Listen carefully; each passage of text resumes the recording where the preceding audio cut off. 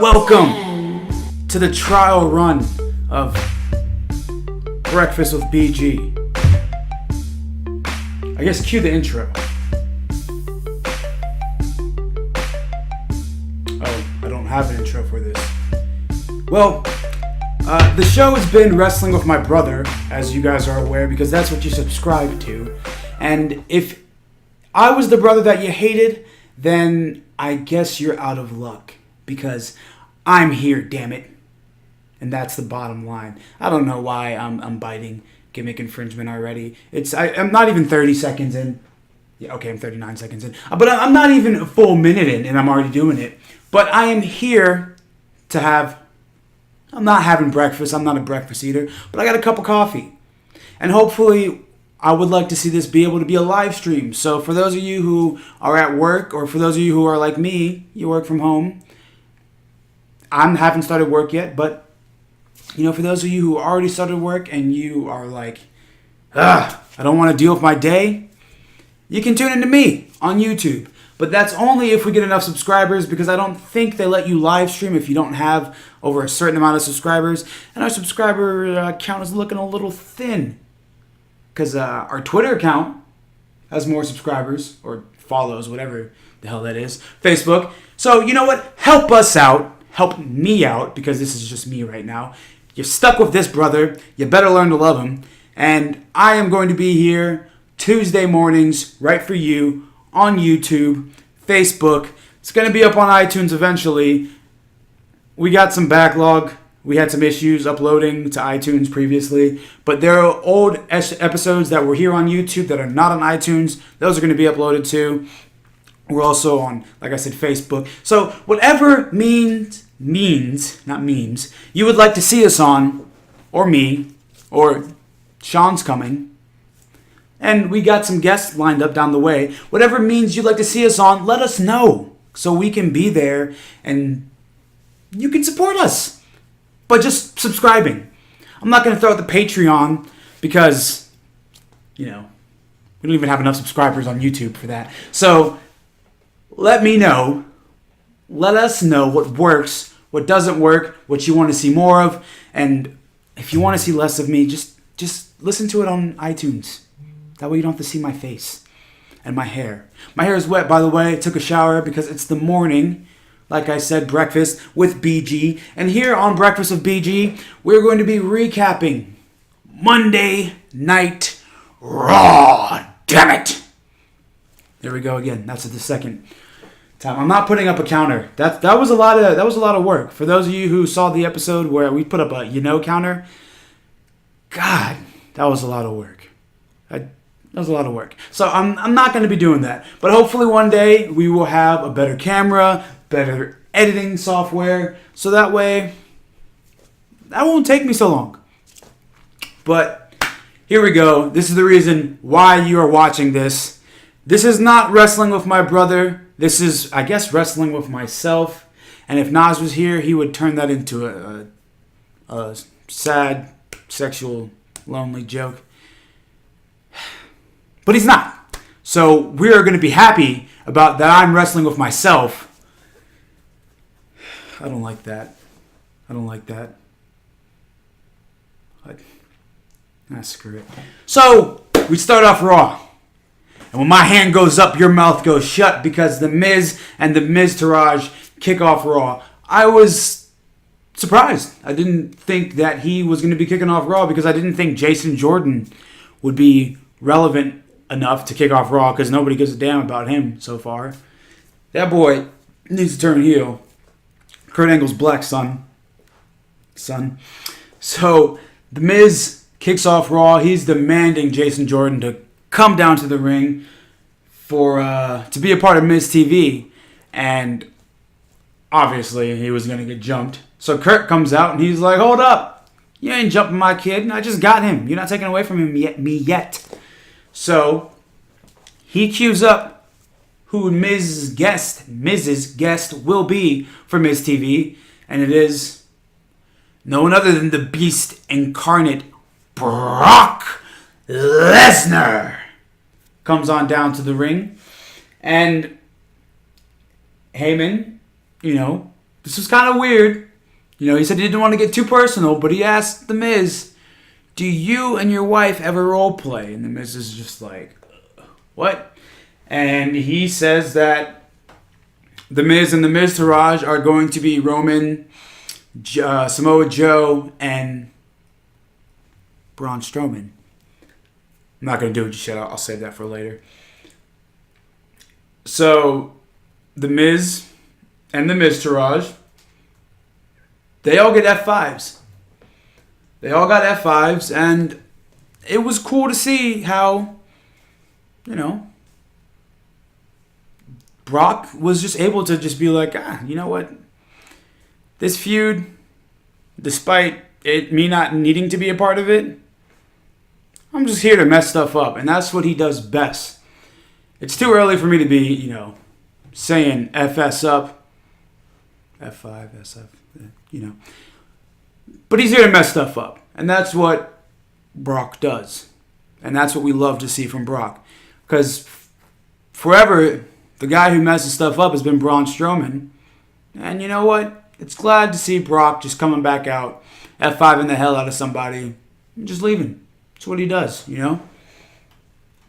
So right after that, we had Seth Rollins versus Sheamus.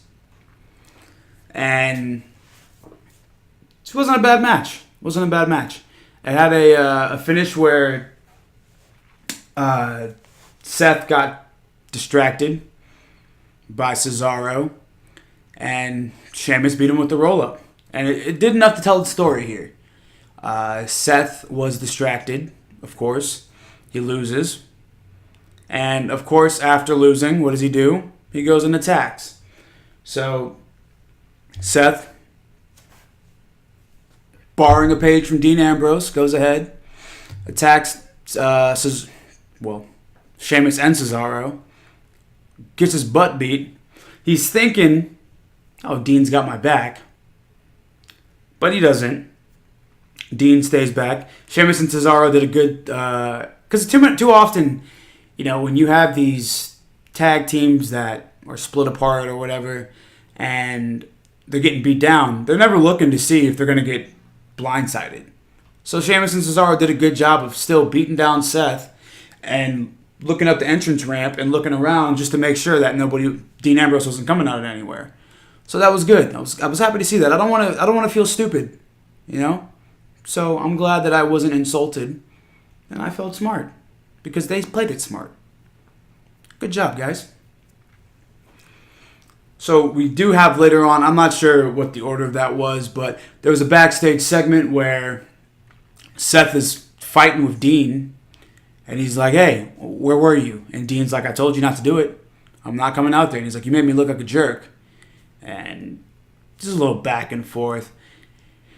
Dean, you gotta get over it, pal. It's 3 years ago, you know? You go through a bad breakup. Around 3 years, you can be a little cordial, you know? Just let it go. Yeah, she burned you. But it's over. Just let it go. You don't have to get back. You don't have to be married again. Or not married, but you don't have to be dating seriously, you know? You can still date other people, but you guys can be friends. You had a friendship beforehand. Let it be. You can be like Elaine and Jerry. It's a Seinfeld reference. For those of you who don't know who Elaine and Jerry are. I guess if you're a little younger. It's on Hulu, though. You should watch it. But next up, we had Jason Jordan, who was supposed to be facing Curtis Axel. And Curtis Axel was too hurt from getting an F5. Guess that shows you how weak Curtis Axel is, because Miz took one, Bo Dallas took one. They seemed fine. I mean, we didn't see them, but we assumed they're fine. So he faces Jean-Pierre Goulet.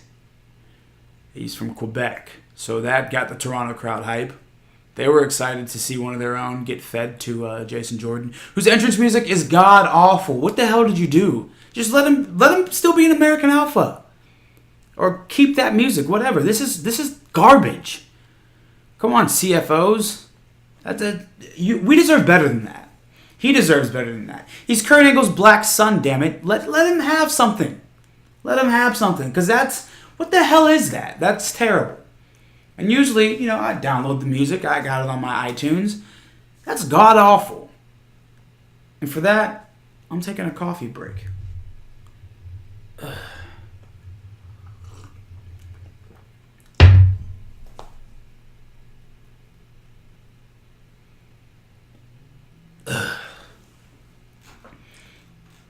So next up we have Sasha Banks versus Emma versus Alicia Fox. Alicia Fox. And come on, who did you think was going to win this match?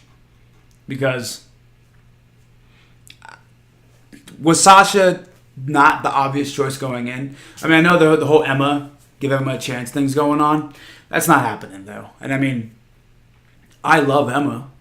I've got nothing against Emma. I think Emma's great. I loved her in NXT. But you got to have Sasha there. Sasha's the moneymaker. I feel like if they wanted to at least tease the fact that Emma could win, they should have put Emma in the match. No, you know what? Not even that. They should have had separate matches, individual. So they should have had, 3 one-on-one matches. That way, we could have at least thought Emma had a chance. And then next week, put it in a triple threat. So 3 individual matches, and then those 3 winners go into triple threat. And that way, we have Sasha, Nia, and Emma. That way, Emma looks good. She gets a win. I'm not sure who you would have put her over against, either Dana or Mickey. But that would have been great. I would have loved that a lot more than having 2 triple threat matches. I think that would have done better to have Emma be pushed a little bit, because she's still eating losses. Now, granted, she isn't the one who tapped out here, but it would have been great. Also, what was crazy to see was Bayley get booed out the building. Toronto has got no love for Bayley. Try to be a little inconspicuous, but I just pointed that out, so it's not inconspicuous anymore that I just moved the microphone. But whatever. It's my show. Damn it. So yeah, to see Bayley get booed out of Toronto, that wasn't a good look. It wasn't a good look at all. So we know that Bayley has no international appeal. They do not like hugs in Toronto. Which is kind of strange because Drake's from Toronto, and he seems like a hugger.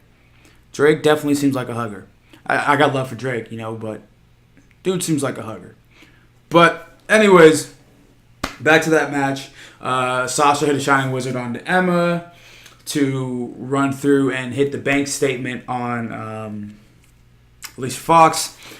And Sasha was put out earlier in the match when Emma suplexed her onto the ring apron. And how often are we going to get the story of Sasha just being hit on her back? Because, damn, that girl's back's got to be all jacked up by now. Because, it's like every damn match. It's crazy. But, yeah, Sasha got the win here. It was obvious. It was needed. And I just wish they would have had 3 singles matches, so that way Emma could have gotten a win.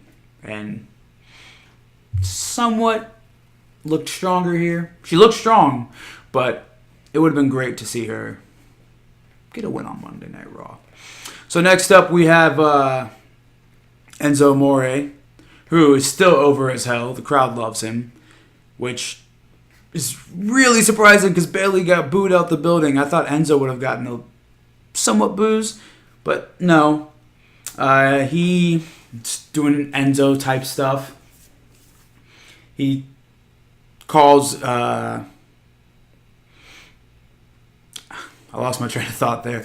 But Enzo comes out, he cuts his normal promo. He's just kind of just jabbering on. At this point, I want a little more from Enzo. I love Enzo, but I want a little more from him out of him. But as soon as while they're talking, Gallus and Anderson, the club, comes out. And it's weird because last week they seemed like faces, and now this week they're back to heels. So they're kind of just like the shuffle icon. It's going a bunch of different ways. I don't know what the hell is going on anymore. But they come out, call them nerds. Carl Anderson hits the Chad Too Bad laugh, which is great. I'm so excited for season 2 of Southpaw Regional, by the way. But Enzo called the club Dr. Evil Mini-Me, which was kind of funny. You know, I enjoyed that. But Big Cass comes out. He distracts Big Show. And Gallows knocks him off of Big Show off the apron with the big boot. And then Big Cass comes down, tries to beat down Big Show, but then gets knocked out again. And this was the point of, Raw where it just kind of, it tried to nosedive, but it picked back up. It picked back up because we have, once again, the coolest man in the whole damn world, Finn Balor. And what I noticed about this is he's running. He's doing those. He goes to hit the sling blade. While he's running, he's like spiking up his collar. He's popping his collar while he's running. He's flipping his jacket, popping his collar. That's cool as hell. You're running and you're going to hit the sling blade. I don't know what you kind of move you would call that. I didn't train in wrestling. I just watch a lot. So I wouldn't. I guess it's a lariat. I don't know. But come on, man. He's popping. That's cool as shit, man. I told you I would try and limit my cussing on the morning, but sorry. That's super cool. He's the man. He's so damn cool. And then when the lights go out, when most people get attacked by Bray, where's Finn? He's on the top of the ring post. He's on the top of the ring post just chilling like, what's up, bro? You're not ready for me. Finn is the man. Finn is cool as hell. And if you don't love Finn, you don't love wrestling. Because that man is so damn cool. God, everybody wants to be Finn. I want to be Finn. Nobody hates Finn. I don't want to hate Finn.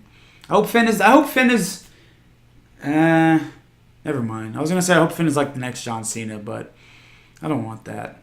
Because I'm going to hate Finn that way. But hopefully Finn just stays cool. If he goes heel, just stay cool. I'm still going to love you. Because, man, you're cool as hell, man. Shout out to you. That's a good sip of coffee. Because you're cool as hell, Finn. And I know you're not watching this, but you're cool, man. And you know you're cool. That's what's so cool about you. You know you're cool. So, Finn gets the upper hand on Bray. Then the lights go out again. Bray's gone. Titantron. Bray's up there cutting a promo. And, yeah, that's pretty much it. Finn got the better of Bray once again. Kicked his teeth down his neck, as he said. And this is a match I'm excited for. I'm excited for this matchup. This is going to be a good one. What is also sad is Elias Sampson wasn't on Raw this week. We missed the Drifter. Or, I'm sorry, Elias. I guess they cut his last name and they cut his in-ring time also. Hopefully he's not on like main event or something this week, because that'd make me sad, because I'm not watching that. Or Superstars. I don't know which one comes before Raw. I guess it's irrelevant, because you're not watching it and I'm not watching it. Does anybody actually watch that? If you do, write a comment. Or if you're on Twitter, tweet at us, because we got more people on Twitter than here. I'm just rambling at this point. If you want to fast forward like 5 seconds to when I stop rambling, feel free to. So next up we have Dean Ambrose versus Cesaro. And this was another quality match. It wasn't bad.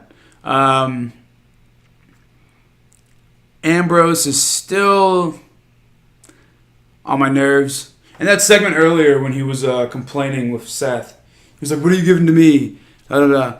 And you know what? At this point, I think Seth should give Dean some Rogaine. Because Dean's thinning. Dean is thinning. It's probably all those crazy shots to the head he took in CZW. It's probably why his hair is thinning. Because he doesn't seem like a hack guy. But, you should help him out in that department. Because he needs it. But this was a quick, it wasn't a really quick match. It was a well-paced match. It was pretty good. Cesaro got the upper hand, and early on, and Sheamus really didn't do much in terms of distracting him and trying to, have Cesaro win by dirty means. Well, I guess he did, but Dean wasn't distracted, so it didn't really work. So I guess they did try it, but Dean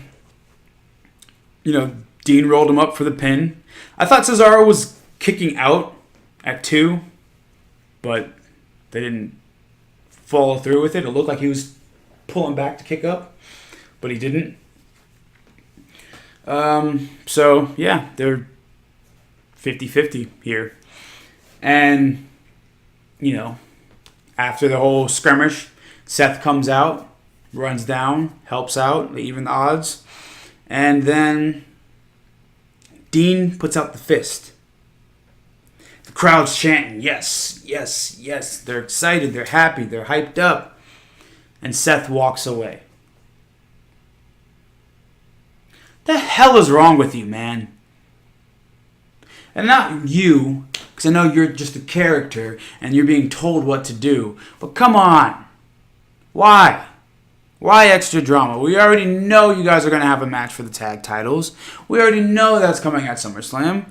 It's only 2 weeks away. Why make this more difficult than it has to be? Just give him the pound, man. That's all we want. Just let it be. End the drama. It was 3 years. You're just saying, it was 3 years ago, man. I know what I did. I'm trying to change. Let it go. Then why don't you just... Come on, man. See, Roman's doing it. Roman's already extended to both of y'all. So come on, man. Just let it go. Yeah. Dean was a whiny little bitch earlier. But you ain't got to be a whiny little bitch back. Because 2 bitches don't make a positive. Alright. Next note. After that, we had Akira Tozawa versus Arya Daivari. And, yeah. This is a short match. It's sad because I don't really remember much from it other than Titus Worldwide being on commentary. And there wasn't much going on. I mean, there was much. It was a match. And it was pretty much just saying that, we're going to be, or Tozawa is going to be the number 1 contender at SummerSlam for Neville. So, I don't know why they had another match. They should have just had somebody else come in. But, I'm not writing this stuff. I'm just talking about it. So, there you go. Oh, I forgot to mention, the previous match of Dean Ambrose versus Cesaro was sponsored by Mercury Insurance. Did anybody ever remember a specific match being ever sponsored by somebody before? Because maybe I've been missing that. Why just that match? Why did they pick that match? Why didn't they sponsor all of Raw? And if you only got one segment, why not just sponsor the main event? What makes you think, the executives are like, we can pick a match to sponsor. Let's sponsor Dean and Cesaro. Come on. Sponsor the main event. It was a last man standing match. Everybody wants to see that. Everybody wants to see Braun! So why? Why? Why? It's confusing. It's weird. I didn't like it. Next up, though, we had Mickie James versus Dana Brooke versus the apparently unsafe Nia Jax. And this match, I kind of didn't really care about.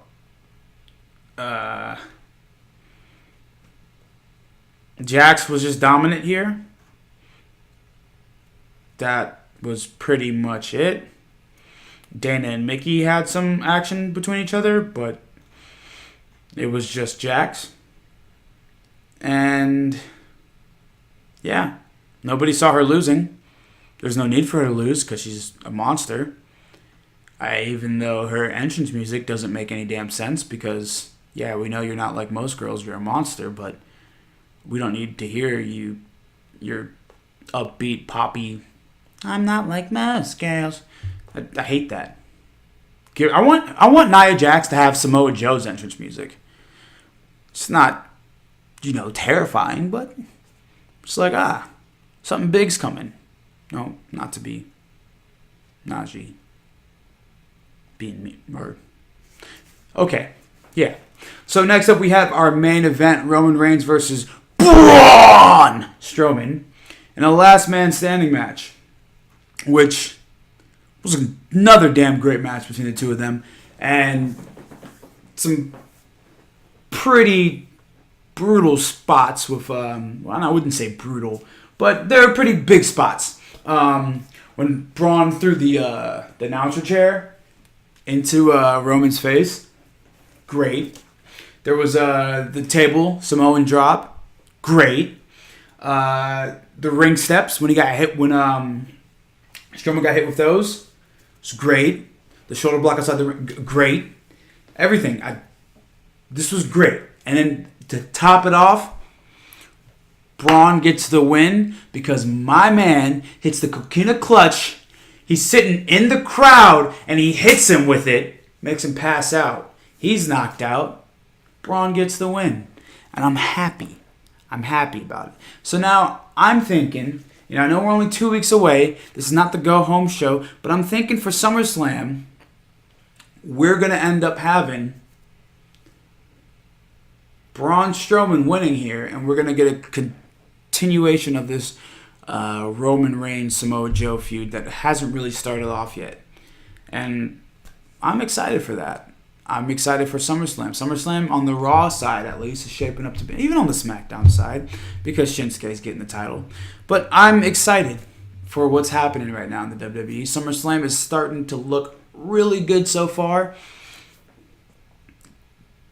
As long as Sasha Banks walks out the champion, though, of course, because Sasha needs that. But, yeah. I'm excited for SummerSlam. There's also rumors going around that the Bayley injury could possibly be a work. I'm not sure. I don't know what I think about it. Let me know what you think about it, though. Get in touch with us. And, yeah. That was it. That was Raw. And you know what? I'm proud of this because I did it in 30 minutes. Well, it's not really 30. We still got some more time. But, yeah. Yeah. That was the kickoff episode of Breakfast with BG. And let me know what you think. If you want me to shut the hell up and bring back Naj, let me know. Because there's more. But you know what? We definitely got through Raw a lot quicker. So, maybe this is the way to go? I don't know. You tell me. You let me know. But yeah, guys, make sure to check us out right here on YouTube. Hit the subscribe button if you could kindly do so. Also, check us out on Twitter at WWMB Podcast. We're right there on Twitter. You can tweet at us. Let us know. Give us ideas. If you'd like to, send us a video comment that we could put in the show, we'll do it. Just send it to us. Let us know. We're also on Facebook. Just search Wrestling with My Brother on the Facebook. Facebook.com/Wrestling with My Brother if you don't feel like searching for it. And we are also on iTunes, SoundCloud. We're on Patreon too if you'd like to help us out because your boy would like a new camera and some some other stuff, to make it not seem so like I'm not doing a good job. So until next time, which is probably going to be tomorrow after SmackDown, it's your boy BG. Follow me at BG is dope also. And for Naj, who is not here, that's Naj. You can follow him at the WWMB podcast on Twitter because he's not really on social media. And also, hashtag to hell with Sean the Brother Stealer. I think that's his hashtag for him. He's going to be on the show soon, so look out for him. And yeah, that is it. So, like I said, like, subscribe, comment, let me know how much you hate me or you love me. I probably should stop telling you that you hate me because I don't want to put negative in the air. Negativity, negative vibes. God, I'll shut up now.